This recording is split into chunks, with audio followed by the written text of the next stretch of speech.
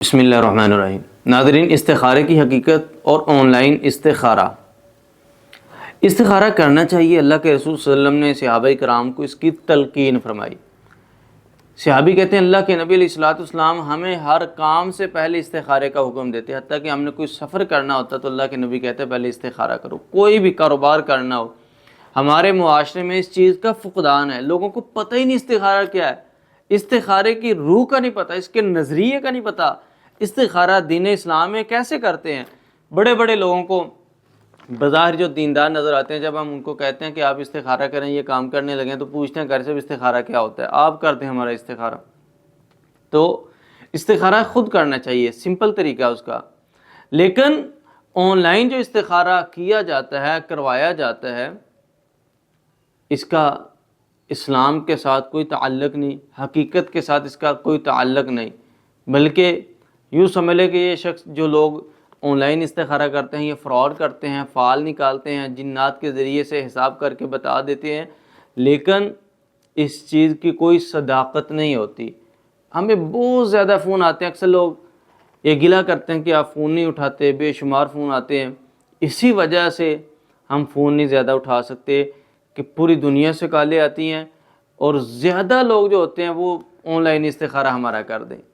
اب ہم بتاتے بھی ہیں، تو اس لیے پھر ہم سوشل میڈیا کے ذریعے سے، اپنی ویڈیوز کے ذریعے سے لوگوں کو گائیڈ کرتے ہیں کہ جو طریقہ دین اسلام کا ہے، جو اللہ کے رسول صلی اللہ علیہ وسلم نے ہمیں طریقہ بتایا ہے، اس پر چلیں۔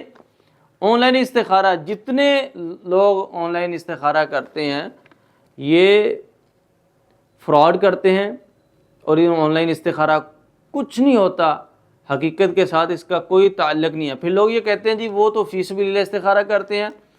اکثر لوگ جو آن لائن استخارہ کرتے ہیں یہ جادوگر ہوتی ہیں، جنات کے ذریعے سے یہ علاج کرتے ہیں۔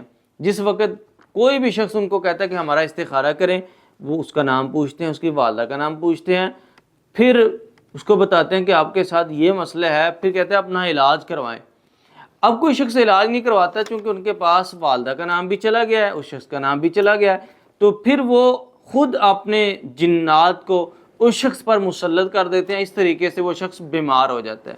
اللہ، بے شمار لوگ ہمارے پاس اس طرح کے آتے ہیں، جی ہم فلاں کے پاس گئے علاج کروانے کے لیے، اور زیادہ بیمار ہو گئے۔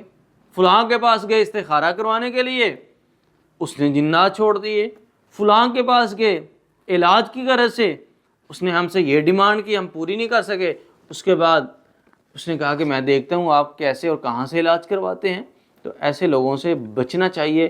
آن لائن استخارہ کچھ نہیں ہوتا، بلکہ جو شخص بھی آپ سے والدہ کا نام پوچھتا ہے وہ جادوگر ہے۔ تو ایسے لوگوں سے بچنا چاہیے۔ استخارے کا طریقہ اللہ کے رسول صلی اللہ علیہ وسلم نے جو بتایا، 2 رکعت نفل نماز پڑھیں۔ استخارے کی دعا آپ کو کتابوں میں مل جائے گی، اللہم انی استخیرک بعلمک واستقدرک بقدرتک، یہ ایک لمبی دعا ہے، آپ گوگل پہ سرچ کریں استخارے کی دعا تو آپ کو یہ دعا مل جائے گی۔ اس دعا کو پڑھیں، 1 بار 3 بار پڑھیں، 2 دن 3 دن مسلسل پڑھیں، جب تک آپ کسی نتیجے پہ نہیں پہنچ جاتے۔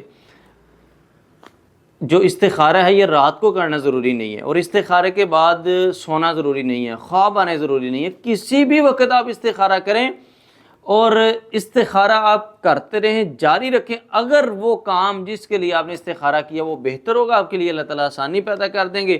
اگر آپ کے لیے وہ کام بہتر نہیں ہوگا، اللہ کی طرف سے کوئی نہ کوئی ایسی رکاوٹ ہوگی کہ وہ کام نہیں ہو سکے گا۔ استخارہ اللہ سے ایک مشورہ ہے۔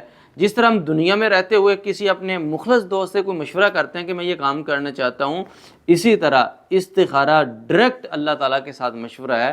جو شخص بھی جس کام سے پہلے استخارہ کرتا ہے، کبھی اس کو اس کام میں ناکامی نہیں ہوتی اور نقصان نہیں ہوتا۔